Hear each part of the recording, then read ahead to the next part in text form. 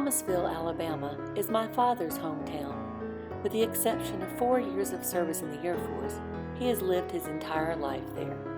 Having been born in 1949, he saw race relations as they were before, during, and in the years following the Civil Rights Movement.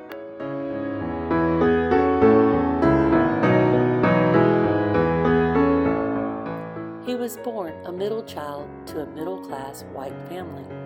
His parents were both college graduates and were financially secure. All of his needs were met. Life was good. However, the way of life in Thomasville for him was very different than it is for children growing up today. During his early years, the South was still very much racially segregated.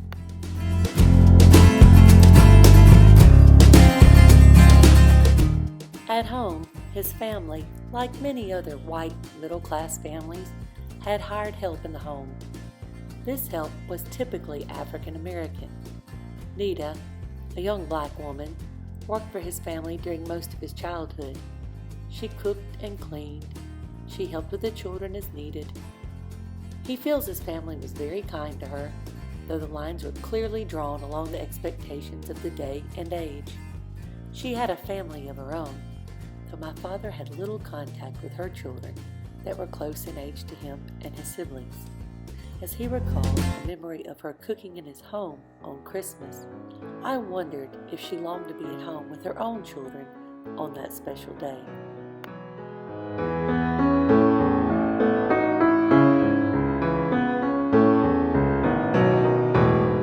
He grew up attending Thomasville United Methodist Church. The congregation was entirely white. In fact, he still attends the same church today.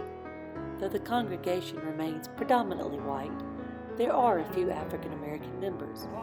Most churches in town are predominantly one race over the other, even today. However, a few churches have a much more even mix within their congregations. Here in America, those who are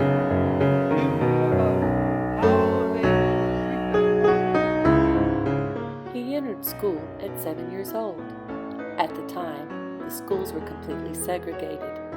His school was attended by all white children and were taught only by white teachers. The black children attended a separate school in town. During his junior year of high school in 1967, the schools were forced to integrate. To satisfy this requirement, one black boy and one black girl, both of whom were seniors, attended the high school. The next year, another pair of students transferred from the all-black high school to meet the requirements. He did not know them very well, as they were very quiet and kept mostly to themselves. The schools were completely integrated around 1970 with the closure of the black school, A.L. Martin, and the building of a new integrated high school.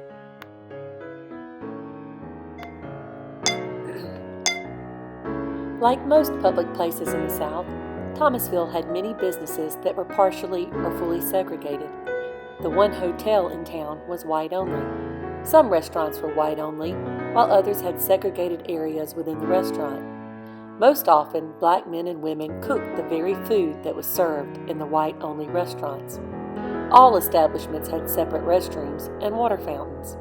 His family owned a service station in town. While everyone was welcome to purchase gasoline, he recalled that there were segregated restrooms. There was only one water fountain, which was not labeled.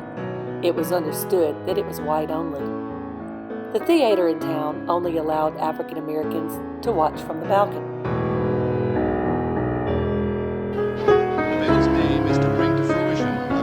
During the end of segregation, there was not as much action in Thomasville as you would see in the national news. No one stood at the schoolhouse doors to block entry. Signs designating white or colored often quietly came down. There were a couple of protests that occurred while he was away in the Air Force around 1970. One was a demonstration downtown, which he thinks was concerning the theater. Another occurred sometime after the new school had opened.